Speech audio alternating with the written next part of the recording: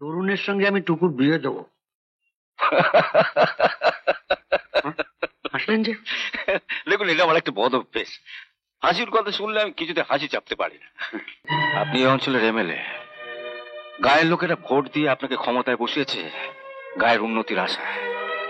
ক্ষমতা দেখি আপনার উড়নচণ্ডী মেয়ের পাত্র খোঁজার জন্য নয়। পুকুরে বড়শি ফেলে একটা বড় রুই মাছ গাঁথতে গেলে আগে 4 ফেলতে হয়। রিনির গলার হাতটাকে তুমি 4 ভাবতে পারো।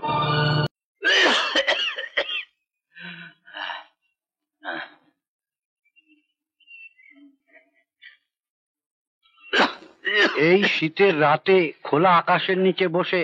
আমি ওকে বারণ করেছিলাম, শুনলো না। চাকরিটা যাবার পর একেই তো চিন্তায় চিন্তায় শরীরের আর কিছু নেই, তার উপর রূপা গাইবে, তাই তুমি কেমন দেখলেন ডাক্তারবাবু? ঠান্ডাটা তো বুকে বসে গেছে। একটা ওষুধ দিচ্ছি, দেখি যদি না সারে তাহলে বুকটা একবার এক্সরে করতে হবে।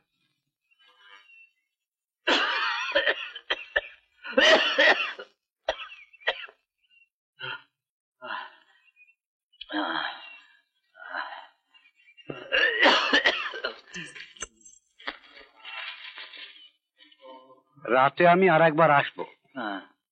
এই নিন। চলি। আচ্ছা।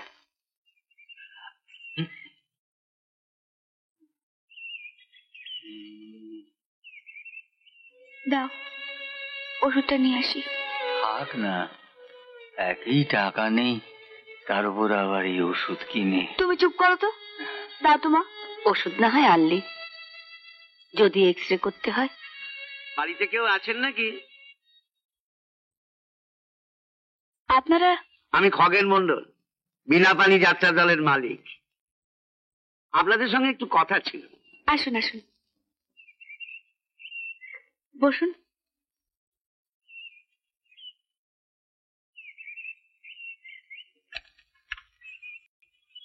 কালমা তোমার গান শুনলাম, এত ভালো লাগলো। ধন্যবাদ। আমি ওই রামের বনবাস পালা করব বলে অনেকদিন ধরে ওই সীতা করার জন্য একটি মেয়ে খুঁজছিলাম। তা কাল রাতেই তোমার গান শুনলাম, তাই 7 সকালে দৌড়ে দৌড়ে খুঁজে তোমার বাড়ি চলে এলাম। তা তুমি যদি মা। আপনি আসতে পারেন, আমার মেয়ে ওসব যাত্রা ফাত্রা করবে না। না না, এর জন্য আমরা ওকে টাকা দেব, প্রতি শো 500 টাকা করে। 500 কেন, 5000 করে দিলেও যাবে না।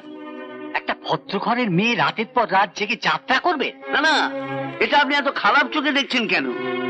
ও এত ভালো গান গায়। বাবা, ঠিক আছে ঠিক আছে, আমরা চলেই যাচ্ছি। তো এক কাজ কর, এই কাজটা রাখো, যদি কোনোদিন প্রয়োজন হয় খবর দিও। চলো এসো। শুনুন, আপনারা কিছু মনে করবেন না, বাবার শরীরটা ভালো নেই, তাই ঠিকানা তো রইলো, যদি প্রয়োজন হয়। আচ্ছা, নমস্কার।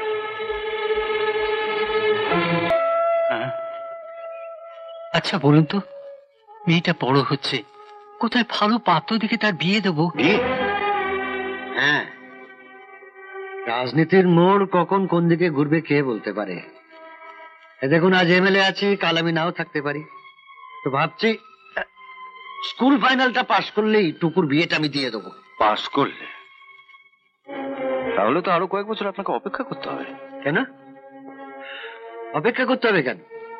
সামনের বছরই তো টুকু স্কুল ফাইনাল দেবে। তা অবশ্য দেবে, তবে বলছিলেন না পাস করার পরে বিয়েটা দেবেন। আগে দেখুন পাস করে কিনা। কেন পাস করবে না কেন? আপনি যেখানে ওকে পড়াচ্ছেন। আপনার মেয়ে কতটুকু সময় বাড়িতে থাকে বলুন? আজ এলাম পড়াতে, শুনলাম কোন বন্ধুর বাড়িতে বেড়াতে গেছে। বন্ধুর বাড়িতে মোটেও যায়নি, গিয়েছিলাম রণবীর কাকার বাড়ি। কাকার দিদি কলকাতা থেকে এসেছেন শুনে ভাবলাম যে একবার দেখা করে আসি। ওখানে গিয়ে রিনির সঙ্গে আলাপ হলো, তাই ওকে নিয়ে এলাম। বাবা, আমরা ঘরে বসে গল্প করছি। মাস্টার মশাই, আজ আর পড়বো না, এসো।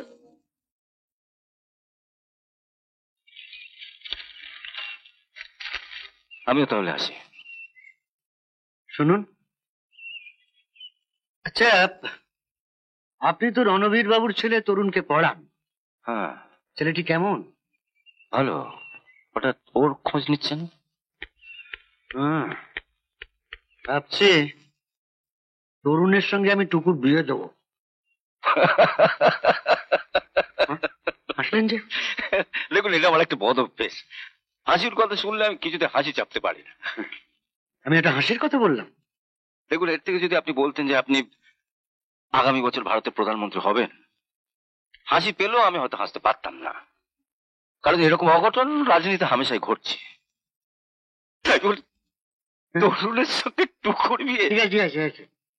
এমন একবার যখন টুকুর সঙ্গে আমি বিয়ে দেবো ঠিক করেছি তরুণের, তখন আমি দেবো। তরুণের বাবার এতখানি সাহস নেই, আমি প্রস্তাব নিয়ে গেলে তিনি আমাকে ফিরিয়ে দেবেন। আপনি এই অঞ্চলের এমএলএ, গায়ের লোকেরা ভোট দিয়ে আপনাকে ক্ষমতায় বসিয়েছে গায়ের উন্নতির আশায়। ক্ষমতা দেখি আপনার উড়নচণ্ডী মেয়ের পাত্র খোঁজার জন্য নয়। আর তরুণের বিয়ের ব্যাপারটা আমায় চিন্তা করতে দিন। উনি চিন্তা করবেন মানে? উনি তরুণের মাস্টার। সকাল বিকেল আসবেন, পড়াবেন, মাসে মাসে টাকা নিয়ে যাবেন, ব্যাস।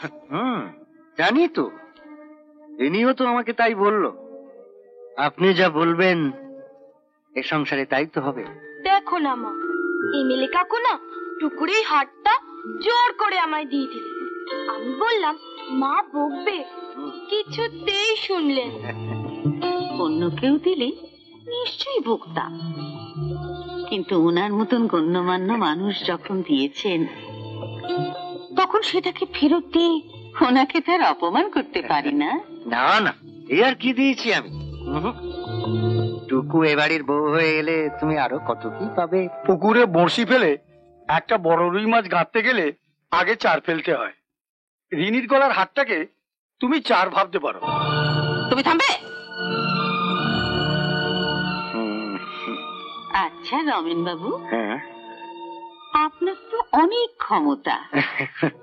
ঘরে বসে বসে ওর মাথাটা যেন খারাপ হয়ে গেছে। আপনি ওর জন্য একটা কিছু ব্যবস্থা করে দিতে পারবেন না? ট্রেনে আমার একটা পা কাটা গেছে, তাতেও আমি এখন রাস্তায় বেরোতে পারছি। উনি এসেছেন তোমার সাহায্য নিয়ে আমার নাক কান কাটার ব্যবস্থা করতে। কি কথা বলছো? ওনার মতন এমন গণ্যমান্য মানুষ এ বাড়িতে এসছেন। এনারা নেতা, এনারা এমনিতে কোথাও যান না, এখানেও এমনিতে আসেননি। ওনার যে ওই বাঁদরটা রয়েছে তার গলায় পরাবেন বলে এ বাড়ি থেকে মুক্তোর মালাটা নিতে এসেছেন। আপনি কিন্তু আমাকে অযথা ভুল বুঝছেন। ওর কথা বাদ দিন তো, 1 পয়সা রোজগার করবার মুরত নেই, খালি বড় বড় কথা। এমন সুন্দর মেয়ে যদি তরুণের বউ হয়ে আসে। তা ওই মেয়েটিকে তোমার যখন এতই পছন্দ, তখন নিজের ছেলের বউ করে নাও না। তরুণের ঘাড়ে চাপাচ্ছ কেন? বুনো ওলের সঙ্গে বাগা তেঁতুলে জমবে ভালো। তুমি কি গো বাবা, এমএলএ কাকু আসার পর থেকেই তুমি ওনার পেছনে লেগেছো? আমি তো একদিনের জন্য ওনার পেছনে লেগেছি। আর তোমার মা যদি আজকের চালে ভুল করেন, তাহলে উনি চিরটা কাল এই সংসারের পেছনে লেগে থাকবেন। চালে ভুল করবো আমি? তরুণের ভাগ্য ভালো যে এমন বংশের মেয়ে এই বাড়ির বউ হয়ে আসছে। কার বউ? তরুণের। আমি ঠিক করেছি টুকুর সঙ্গে তরুণের বিয়ে দেবো। মামা, সে কি করে হবে? ছোট দাদা বাবুর তো এখনো নেকা পড়াই শেষ হয়নি, এর মধ্যে বে করবে কি করে? সে আমি বুঝবো। তুই বাড়ির চাকর, তুই এর মধ্যে নাক গলাচ্ছিস কেন? আপনাদের অতগুলো নাক থাকতে আমি নাক গলাতে যাব কেন? আমি বলছিলাম যে বড় বাবু কি কথাটা জানে? সে আমি বুঝবো। তুই তোর কাজ কর, ওনার জন্য 1 কাপ চা নিয়ে আয়। এরকম আরো অনেক সিনেমা দেখতে হলে ডাউনলোড করুন ক্লিক অ্যাপ।